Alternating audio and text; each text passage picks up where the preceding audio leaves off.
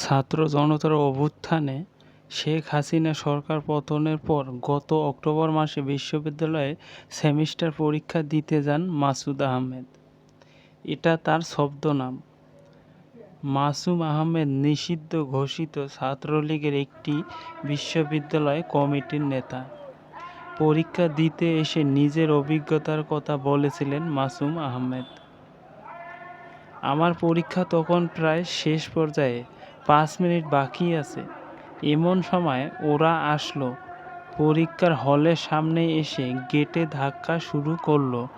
Gate ভেঙে ঢোকার চেষ্টা করলো। স্যার তখন বলল যে পরীক্ষা শেষ করা সম্ভব না। এটা বলে উনি খাতা নিয়ে চলে গেলেন। বলছিলেন মাসুম আহমেদ, নিরাপত্তার কারণে তার পরীক্ষার আয়োজন করা হয়েছিল ভিন্ন একটি স্থানে, গোপনে, কিন্তু সেখানেও শিক্ষার্থীদের বাধার মুখে পড়েন তিনি।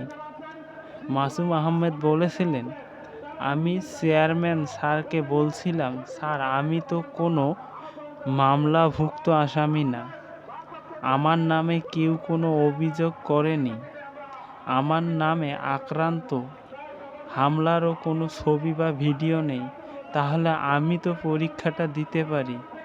উনি তখন রাজি হয়েছিলেন, বলেছিলেন যে নিরাপত্তার কারণে সবার সঙ্গে আমার পরীক্ষা হবে না। কিন্তু আলাদাভাবে পরীক্ষা নেওয়া হলেও সেটা আর গোপন থাকেনি। সেখানেও বাধার মুখে পড়লাম। হামলা থেকে বাঁচতে প্রচেষ্ট স্যার আমাকে থানায় নিয়ে গেলেন। তারপর আমাকে গ্রেপ্তার দেখিয়ে জেলে পাঠানো হয়। মাসুম আহমেদ জেলে ছিলেন 18 দিন। এরপর জামিন পান, কিন্তু পরীক্ষা মিস হয়ে যায়। তিনি বলেন, আমার একাডেমিক কেরিয়ার অনিশ্চিত।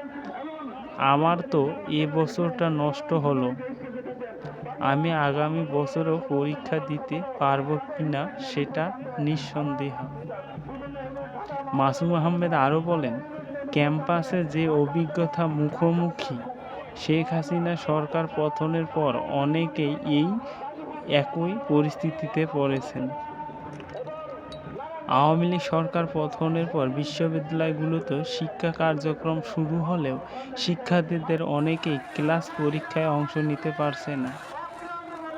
মূলত ছাত্রলীগের সঙ্গে যারা সম্পৃক্ত ছিলেন তাদের ক্যাম্পাসে যেতে বাধা দেয়া হচ্ছে বলে অভিযোগ। এক্ষেত্রে এমনকি ছাত্রলীগের পদে না থাকলে শুধু সমর্থন হওয়ার কারণেও হয়রানির অভিযোগ করেছে কেউ কেউ। ছাত্র জনতার অভ্যুত্থানের পর বিশ্ববিদ্যালয়গুলোতে এখন এসব শিক্ষার্থীর ভবিষ্যৎ কী, এই প্রশ্ন করেন মাসুম আহমেদ, এবং তিনি ছাত্রলীগের নেতা হওয়ার কারণে ঢাকা বিশ্ববিদ্যালয় থেকে শুরু করে অন্য বিশ্ববিদ্যালয়ে শিক্ষার্থীরা পরীক্ষা দিতে পারছে না, সাধারণ শিক্ষার্থীদের হয়রানির শিকার হয়।